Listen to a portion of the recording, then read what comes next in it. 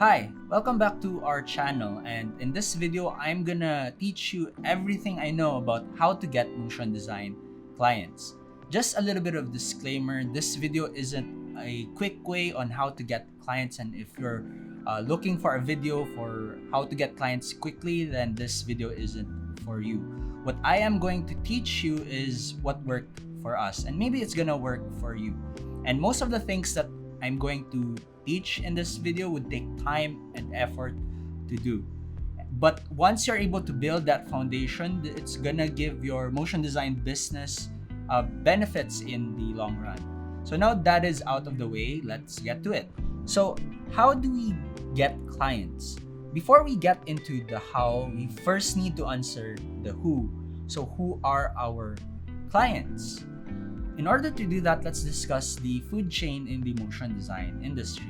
On the top of the food chain are direct clients. These are clients or companies that has a problem to solve. It may be that their product isn't getting enough attention, or there's low sales, or any business problem that you can think of. And on the line in the food chain are agencies. You see, if a client has a problem, a business problem, let's say a marketing problem, what they do is they go to agencies to help solve that problem. So what are these agencies? So agencies are companies that do branding, do strategy, do marketing. So it's a big overview. They do a lot of things in that space. If you have seen a marketing campaign in YouTube or in Facebook, it's most likely that agencies are behind that. It's agencies that made those ads, those marketing campaign possible.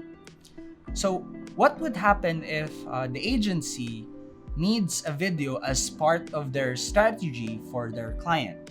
And what if they don't have an internal team to do that video? So what they do is they go to motion design studios.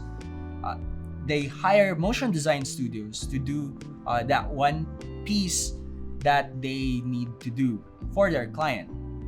So we are a motion design studio, and what happens if the video project has a very big scope and this motion design studio doesn't have enough resources? What they do is they look for a much smaller motion design studio that could help them. It's going to be more of a collaboration. So actually, we are in that part of the food chain. We are a small motion design studio.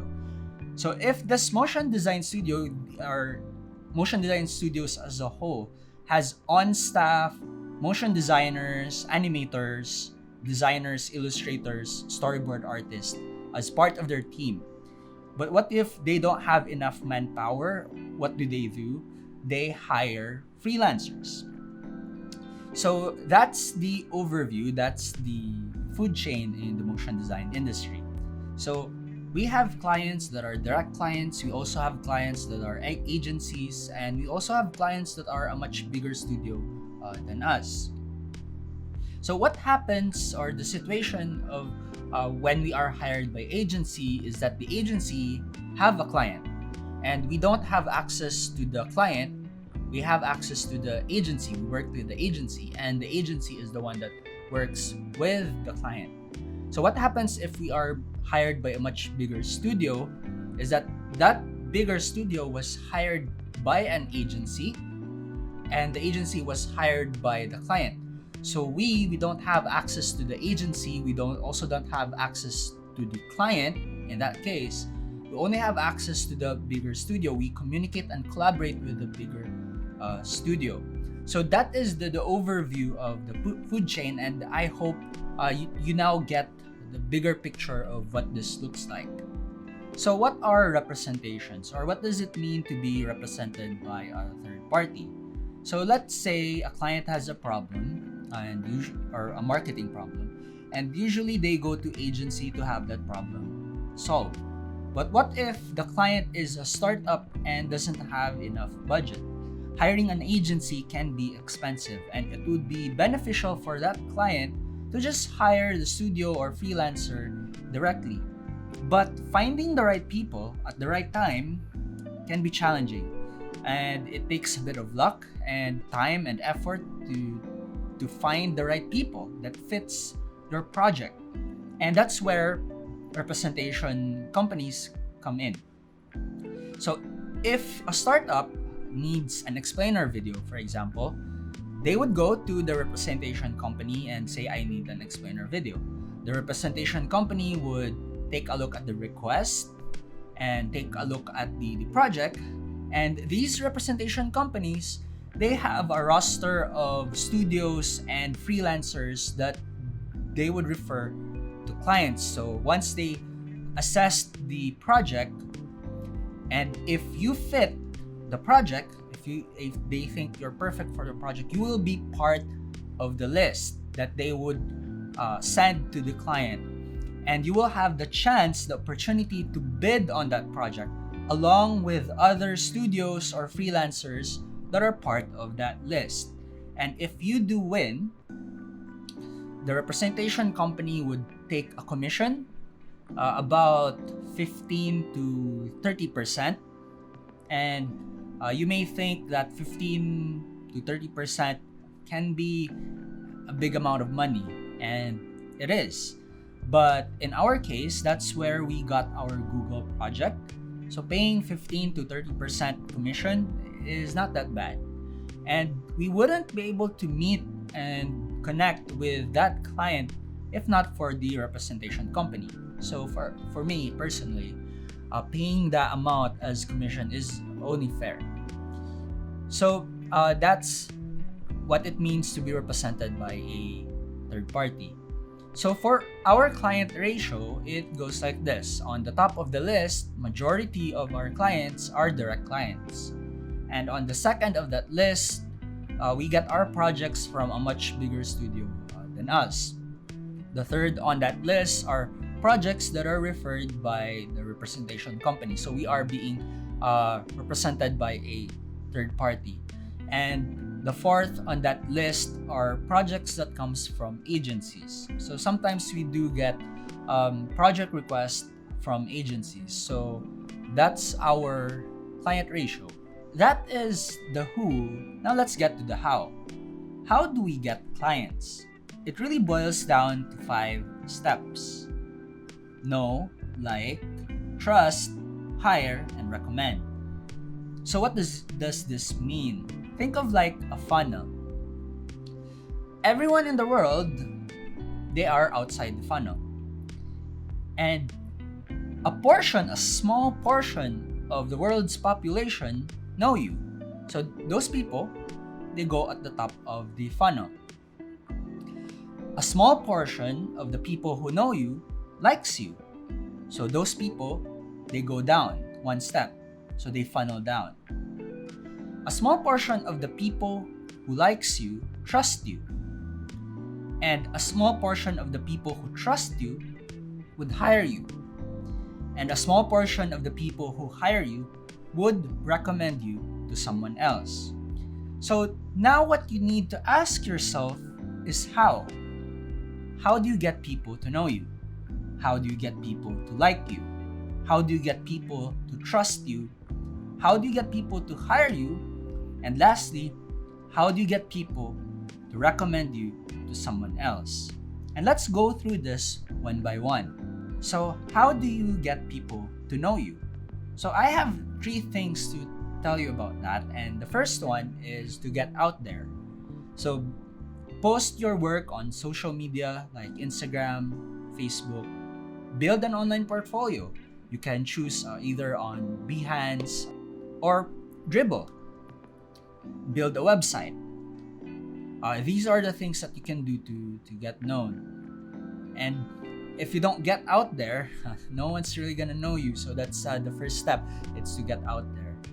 The second step, and you're not gonna like this, is networking, meaning building genuine connections. And there's a paradox to networking that you should understand, because the primary reason why you're networking is to get more work, right? Because naturally you don't want it. I assume that you are an introvert like me and we don't want to network, and the only reason that we network is because we want to get more work, right? But networking would only work if you don't sell to the people that you network to. So there's a little bit of contrast between what works and our intention, or the reason why we do this. And take for example, and if you're just trying to look for a genuine connection, right? You're just trying to make friends, and all of the people that you meet are trying to sell you something. You feel bad, right? So does other people. So does your professional network. No one wants to be sold to. So what do? Do you hide your intention that you are actually selling something? Do you need to befriend someone first, gain their trust, and then sell them something? My answer to that is no. Don't do that. Never do that. It doesn't work. Because think of it like this. You have a friend that you haven't seen for a while, and suddenly this person messaged you on Facebook or any messaging app, right? So you feel happy because you haven't heard about this person for a while, and this person suddenly messaged you and say, hey, I want to catch up, let's meet up. So, and then you meet up, and then you knew that the reason why this person messaged you was this person has something to sell you. So what do you feel? You feel frustrated, right? You feel betrayed. So this is also the same for your professional network. Don't use manipulation. Manipulation has never been the way to go. So what do you do? So this is what I do, and this is what works for me.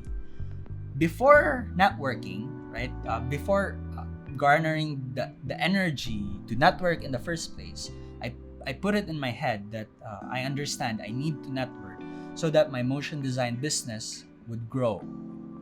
But once I actually do the networking stuff, I throw away that selling part in my head, right? Once I'm actually networking, I'm not looking to sell anymore. I'm just trying to build connection. I'm just trying to find people that have the same interest as me, or I'm trying to look for like-minded people.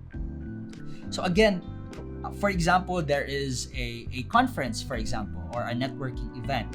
Prior to that event, I remind myself that I'm doing this because I need to grow my business. But once I'm at the event, I throw away the idea of selling, and I'm just looking for genuine connections. I'm just trying to make friends. I'm just trying to get to know other people, know their business, and just trying to form that genuine connection.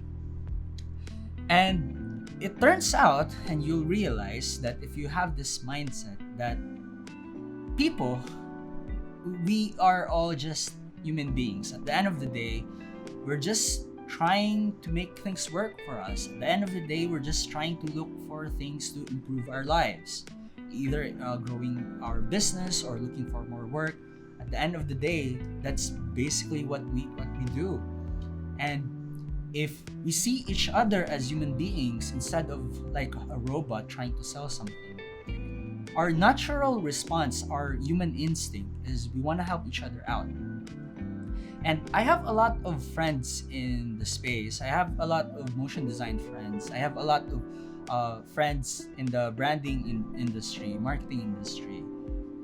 And turns out that if you have this mindset, and if you are a human being to other human beings, and that you're not looking at them as a business opportunity, but you're looking at them as a human being. And what happens is they will also look at you as a human being. And human nature is we want to help each other out. And we've have had projects that my network has referred to us. I have projects that my branding friends, because they don't do video, that they refer projects to us, and we've actually have clients in those network. And also, since they are also my friends, I also want to help them out. And if I also have clients that I think we're not a good fit, I refer it to my network. And also, I also have friends who ask me, where do you get your voice actors? Where do you get your sound effects or other resources? I share it to them. And to some of these networks, technically you could consider them as competitors, but I see them as human beings. And at the end of the day, we're all just human beings trying to help each other out.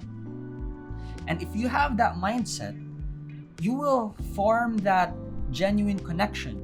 And that is something that you will never form if you're out there to sell. So that is networking. That is the second step. So now for the third step is SEO, or search engine optimization. So if you have a question in mind, what do?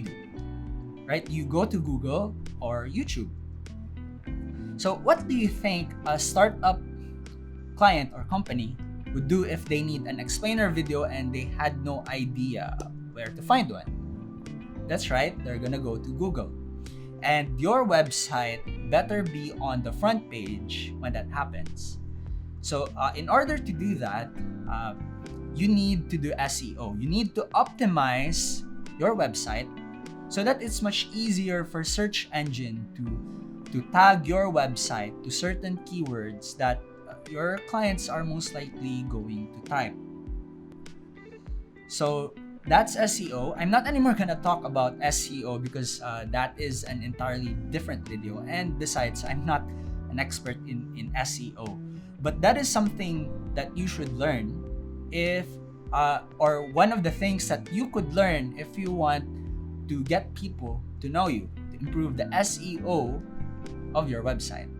And all of these steps, posting on social media, networking, and SEO, all of these steps, they don't have instant results, right?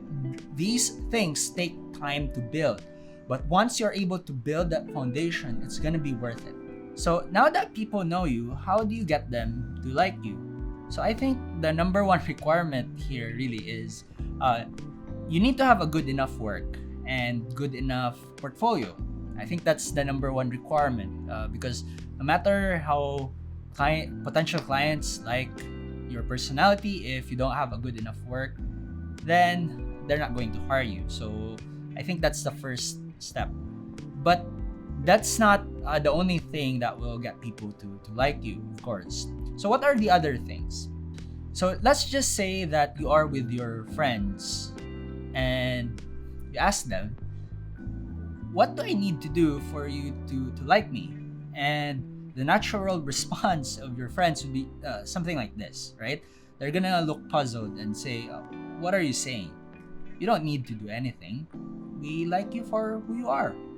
And that's the same with business. You just need to be yourself. You don't need to be someone you're not. You just try to be authentic and genuine. And you need to be able to communicate that through your website, how you talk to your through your website, how you talk during a client call, how you respond to emails, and other multiple touch points. And you may say that, okay, I just need to be myself. That's easy. Actually, it's not.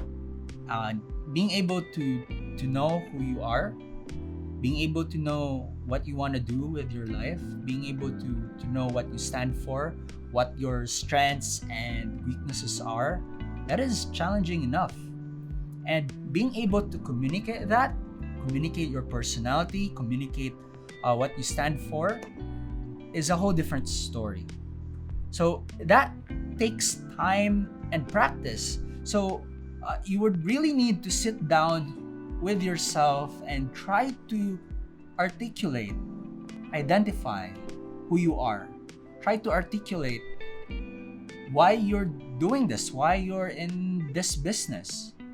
And once you do, try to channel that. Try to channel your inner self through how you talk to your audience, how you caption your post, how you talk through your website, how you respond to email, everything. So let's say you were in a call with a potential client who has the same personality as you, who has the same values as you. At the end of the call, their reaction would be maybe something like this, right? That call went well. I like the guy, and I don't know why, but I have a good feeling about this. Let's hire him or her, right? And you were able to do that because they were able to get to know you as who you are, your genuine and authentic self.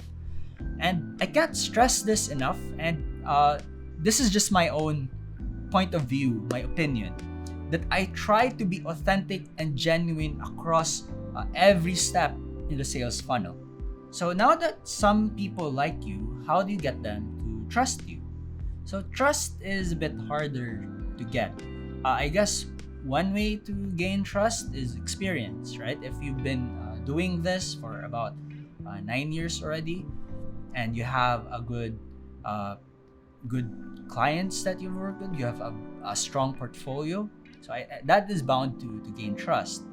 But what are other things? What if you don't have experience? How do you gain trust? So I think this is just a personal opinion. I think it's in the small things, right? How quick do you respond to emails? That would give potential clients a glimpse of your work ethic. What are other things to gain trust? Transparency. If you are transparent with prospects, that is bound to gain trust. What is one way to destroy trust? Is if you lie. If you mislead people or manipulate, that is bound to destroy trust.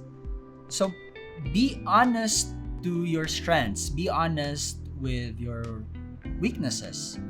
And I used to panic whenever a potential client asked where we were based from. Before I used to stutter or have a long pause, and I tried to really avoid that question. But when I got more confident, I got more experience, I was comfortable answering that question. So whenever someone asks where we're based from, I just say, we're from the Philippines. Is there a problem? I hope there isn't a problem. And if the potential client would say, there isn't a problem, but we're concerned with time difference. And how I respond to that is, I first embrace the situation. I just say, yes, there's really time difference, but we're willing to work with you. And I could really see an advantage and disadvantage to this time difference issue. The advantage is that when we work, that's going to be our working day, and for you, that's going to be your sleep hours. And by the time we finish our day, we finish our work, we send you a preview, that would be morning for you. Enough time for you to have one day to review the whole thing, pass it along the team, and when you're done consolidating your feedback, you could send this to us at the end of your day. And the end of your day is the start of our day. So once we receive the feedback, we could begin working on it. And that would be the time that you would go to sleep. And once we finished the revisions, when you wake up, you get the revisions. There's no time wasted. The only disadvantage or downside that I could see is, if you want to talk with me, if you want to have a call with me in your morning, which is 9 a.m., then it would be hard for me to meet that. Because 9 a.m., 10 a.m. On your time is about 2 a.m. my time. So it's hard to meet that specific time that you want if it's going to be, if that's going to be your requirement. And if we really need to work together, we really need to find the perfect time for both of us. And when I explain it like that, some potential clients, prospects would say, thank you for your honesty, thank you for your transparency, but I think we need someone within our area to work with because of the time difference. And if that happens, that is completely okay. But some clients are impressed with how I deal with that issue, right? And they're impressed uh, with how I responded to that, because I just played by my strengths and I identified my weakness. I didn't lie. I didn't try to mislead people. I just was honest with what we have, what our strengths are, and what our weaknesses are. And that is bound to gain trust. Another thing to gain trust is professionalism. So if you encounter an issue or you encounter an inquiry with a client, it's always in your best interest to act in a professional way. Don't let your emotions get in the way, or don't let your emotions dictate how you would behave on your potential clients, prospect, or even your current clients. Always keep calm and always be a professional. Act in a professional way. And if you do that from the beginning of the sales call or the beginning of the sales funnel, if you act in a professional way, that is bound to gain trust. And all of these things that we have talked about, this isn't really a sure way to gain trust, but they do sure help, right? Those little things, if you add them up, that will get your client to trust you or trust you more. So that's about trust, gaining trust. And hopefully your client or the client trusts you enough to hire you. So once the client hires you, what's next? How do you get them to recommend you? So there are only two key points that I could think about here. And first is to manage expectations, and the second is to exceed expectations. So how do one feel bad about a certain product or service? That is if you've seen a poster and the product or service doesn't look anything like it, right? You feel bad, you feel frustrated, or if the promise wasn't fulfilled, right? You feel bad, you feel you've wasted my money. How do one keep a customer happy? You meet expectations. So if a product is everything, or it looks everything like it is in the box and does everything that the box promises, the customer is happy, right? And if you add a little bit of something in there that wasn't included in the box, right? And let's say these are stickers, or maybe there's a handwritten note, you're just blown away. Exceeds expectations. And that is the same with business. So you need to know what your clients' expectations are. And in order to keep your clients' expectation in check, you need to update them regularly. And if you can, exceed them. So let's say a client expects that the video would be delivered by Friday. So at the very minimum, meet that, deliver it by Friday. But we set an internal goal, team, to deliver it by Wednesday. Do you get at where I'm getting at here, right? So knowing your client's expectation gives you the opportunity to exceed them.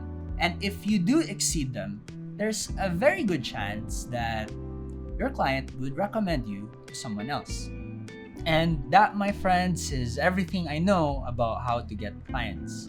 I hope you enjoyed this video, and if you did, can I ask you to actually like the video? Click the thumbs up button. I would really appreciate if you do. And we also teach on Skillshare. We have classes on drawing, we have classes on animation, and I'll link everything in the description. We also have a Patreon page, and for $5 a month, you get access to all of our animation, After Effects project files, to what we post in Patreon, and we post monthly. And if you want to watch more videos like this, then please subscribe to get notified. And I think that's it. I hope you enjoyed this video. I hope you learned something today, and I hope to see you in the next video.